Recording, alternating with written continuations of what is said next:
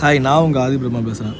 என் friend ஒருத்தன் என்கிட்ட கேட்டான், நான் இப்போ தான் ஒரு பெட்டி வாங்கினேன், ஆனால் அதில் எப்படி நீ தேர்ந்தெடுக்கிறேன்னு சொல்லிக் கொடு அப்படின்னேன். நீ யார்கிட்ட பெட்டி வாங்கினடா அப்படின்னு கேட்டேன்.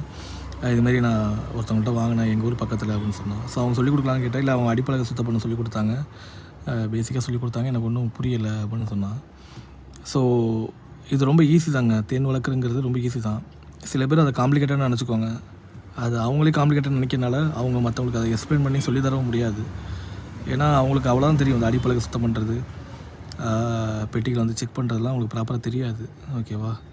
ஆனால் கண்டிப்பாக அதெல்லாம் ப்ராப்பராக கற்றுக்கிட்டிங்கன்னா நீங்களும் வந்து சீசனில் தேர்ந்தெடுக்கலாம். அது ரொம்ப ரொம்ப ஈஸி தான்.